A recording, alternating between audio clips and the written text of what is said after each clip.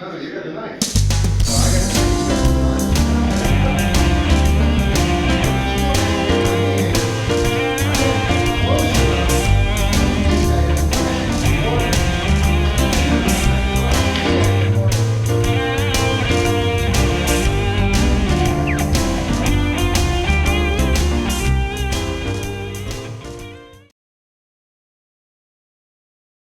One of the concepts that I teach in the school is the difference between a switch and a timer. The best way to illustrate that is with our vibrato range drills. So I'm going to do the same block where my arm goes forward. If my hand catches him, I don't care. If I catch him here, I don't care. Notice he can't get me easily from here. Right? So I'm going to smash the bony part. Ideally, you want to smash the hand. Don't get the hand, smash any bony part. So I'm going to hit this. Now I'm coming after him. He's going to go slow. He's going to hit my hand. Then he smacks my arm as he draws it through. His next move would come through with my knees. He's going to come higher, belly line, only to give me a target easy to pick up right now. So as he comes across, I hollowed out. I can still piss on the same fire hydrant, so I haven't changed my stance. Now I'm going to thrust in. In the street, I would not do this. In the street, I would do this. But I'm going to thrust to give him the line. He guides it out of the way. He smacks me. Now you can, while you cannot stop a weapon like this, if it's coming straight in, he doesn't have to worry about velocity. There's only so fast you can go. So he's not going to hurt his hand putting it on this baton. He smacks. I want to break that. Guy can't hold it. It's gone. He comes through and he does a backhand. This was the backhand with the knife. Now instead of cutting here, I'm going to smash right here. Then I'm going to knock it down, which starts it to twirl around, doesn't it? And then I'm going to step forward. Now he's going to smash my elbow. I'm going to smash his wrist. Hit it. I go to the knees. He thrusts. See how I hollowed out? And then come back at him. He then comes smack. It's the same drill, isn't it? The target's changed. The range changed. Footwork's the same. So you can learn a vibrato range drill with baton, and you can apply it to knife, change the targets, change the range. Footwork's the same. You can do empty hand. Okay? Empty hand means I got to destroy him, especially if he's got a weapon and I don't. And so you absolutely have to destroy that limb, and you have to do so with blows that are very specific for it. Because now you got difference. Well, you got knuckles here. Oh, I guess I got to go for that bony part as opposed to the meaty part, etc., etc. So you have to think of it along those lines. And then we'll do it where, okay, he's got the baton, I've got the knife. No, you got the knife. Oh, I got the knife, he's got the baton. So now I'm going to cut. Now he still has to hit my hand. I have to get close enough that this guy doesn't come at me. 1, 2, and I thrust. He's got to get far enough away that he's got room to smash it. Then he comes back in here. Now I'm going from this grip to this grip, press it. Oh, see, now he has to adjust range. See what we're talking about? All of those, because now I want close range, I'll close. He wants far range.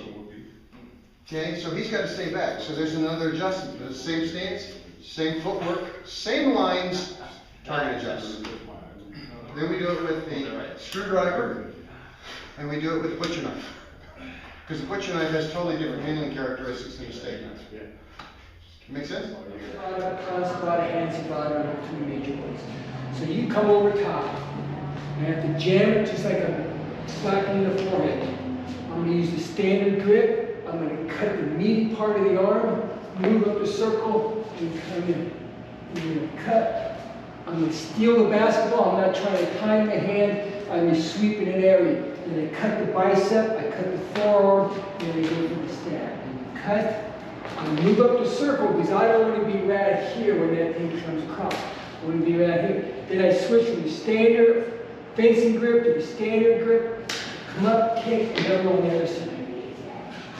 Move up the circle, I want to cut the fleshy part, I'm going to cut it. I'm not going to violin it, I'm going to cut. That's why the knife is thick, it's not going to hurt, but I want to make that cut. After I make the cut, I slap the hand, and then I go for the entry. And cuts, cut the other, move the top. in.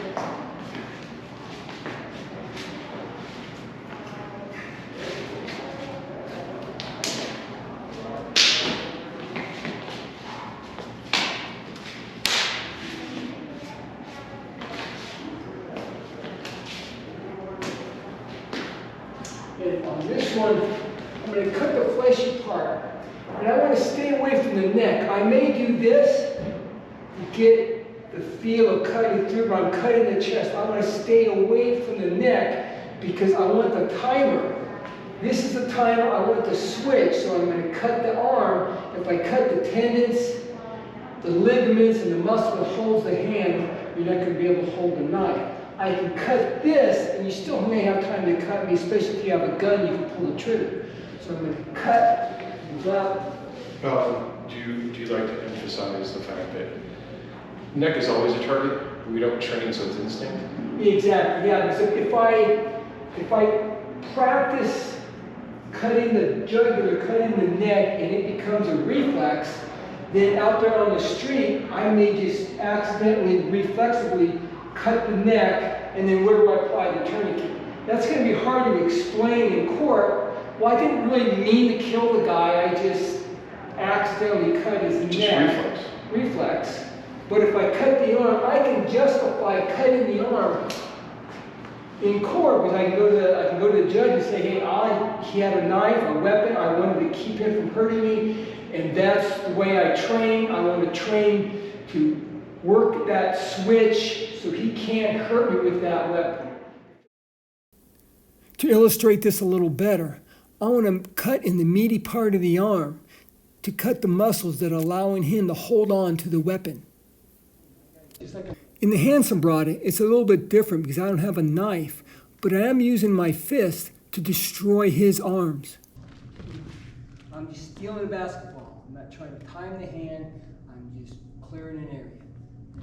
Smack, smack, and punch. Come in, hit, smack, boom, now we're on the inside. The idea of this is just to destroy the hand. As the Filipinos say, defending the snake. On this one, what I like when you don't have to do it, I hit, I can come in here because I don't want to be on the inside. If I do the foot, I have to break that head-hip line, but if I move in, I always feel a little choked up. So when I'll hit, I'll step forward with the left just long enough to get the elbow in, and then I can shoot a back kick.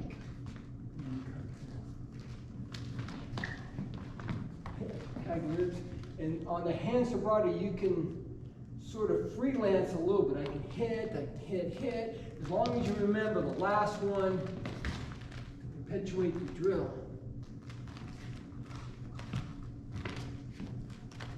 Boom.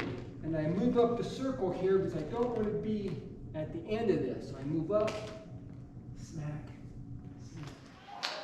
To use a Filipino term, I want to defang the snake.